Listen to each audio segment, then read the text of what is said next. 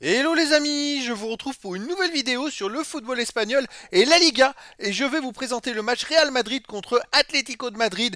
C'est le grand derby de Madrid qui a lieu ce dimanche 4 février 2024 à 21 h pour le compte de la 23e journée du championnat d'Espagne Liga saison 2023-2024. Alors le Real Madrid c'est le premier du classement qui reçoit Atlético de Madrid le troisième. Un énorme choc donc les amis. Donc dans cette vidéo je vais revenir sur le classement de la Liga avec les statistiques de ces deux équipes. On verra ensuite le classement des meilleurs marqueurs et passeurs pour ces deux équipes toujours en Liga. Puis on enchaînera par les 10 derniers résultats toutes compétitions confondues et les stats. Et on terminera par les compos d'équipes et tactiques éventuelles, ce qui nous permettra d'avoir une idée, une tendance à ce match. Pour ceux qui souhaitent voir ce match à la télé, sachez que vous pouvez le voir sur beIN Sport 1.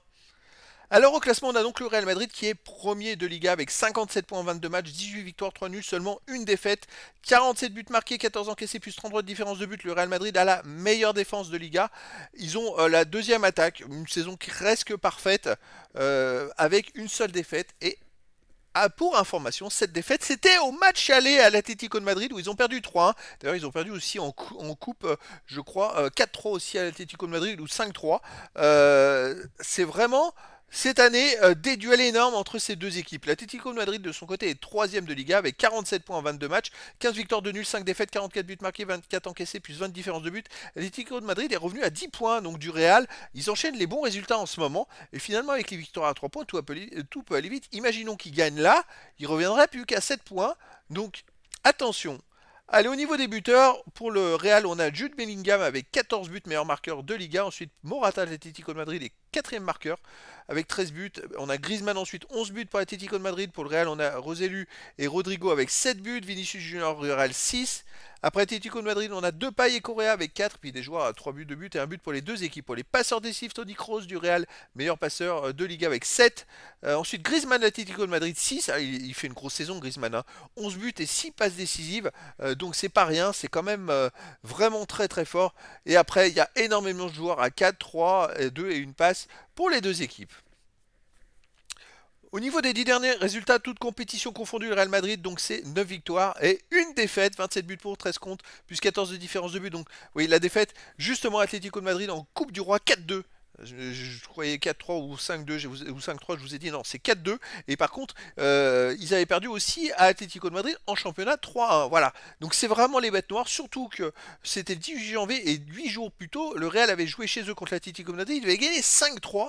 Donc c'est incroyable le nombre de buts qu'il y a entre ces deux équipes.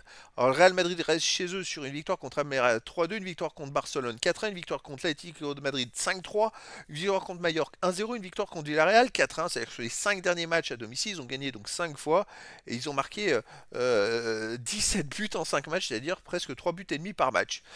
Atlético de Madrid de son côté sur les 10 derniers matchs, c'est 7 victoires, 1 nul, 2 défaites, 23 buts pour, 16 comptes plus 7 de différence de but. Et Atlético de Madrid reste sur 5 victoires de suite, toutes compétitions confondues, donc ils ont tout gagné depuis la fameuse défaite au Real et ils enchaînent les bonnes performances. Par contre, à l'extérieur, ils restent sur une victoire à Grenade 1-0, une défaite donc au Real Madrid 5-3. Qu'est-ce qu'ils ont fait à Lugo? Ils ont gagné 3-1. Ils ont perdu à Rérone 4-3. Donc c'est vrai que quand ils jouent contre les grosses équipes à l'extérieur, ils peuvent marquer beaucoup de buts, l'Atlético de Madrid. Par contre, ils peuvent en prendre énormément également. Allez, les compos d'équipe et tactique. Alors pour le Real Madrid, on aurait du 4-3-1-2 et gardien Lunin, défense Carvaral, Nacho, Mendy, Garcia, milieu de terrain Valverde, Camavinga, Cruz, milieu offensif Bellingham, attaquant Rodrigo et Vinicius Junior. Et pour l'Atlético de Madrid, on aurait du 3-5-2 et gardien au black, défense Savid, Witzel, Mandava, milieu de terrain Molina, Lorente, Coquet, De Paulino, attaquant Griezmann et Depay. Donc voilà les amis, ça va être un choc exceptionnel. Tous les matchs Real de Madrid et Atlético de Madrid cette saison se sont soldés par beaucoup de buts. Je rappelle, le Real a perdu en championnat au match aller à Madrid, à l'Atlético de Madrid 3 buts à 1. En coupe, le Real a gagné 5-3. Qu'est-ce qu'il y a eu d'autre? On va revenir sur les derniers résultats. Le Real avait gagné 5-3 en Super Coupe d'Espagne en demi-finale, je crois. En Coupe du Roi, ils ont perdu. L'Atlético de Madrid a gagné 4-2 chez eux. Alors dès qu'il y en a un des deux qui joue à domicile, il gagne. Mais il y a énormément de buts et il peut y avoir beaucoup de spectacles. En tout cas, ça peut être une chance pour l'Atlético de Madrid de revenir au classement. Et donc les amis, je vous donne rendez-vous ce dimanche 4 février 2024 à 21 h pour le match de la 23e journée du championnat d'Espagne Liga saison 2023-2024. Le Real Madrid, premier du classement, reçoit l'Atlético de Madrid, le troisième. Voilà les amis, je vous dis à très bientôt pour une nouvelle vidéo.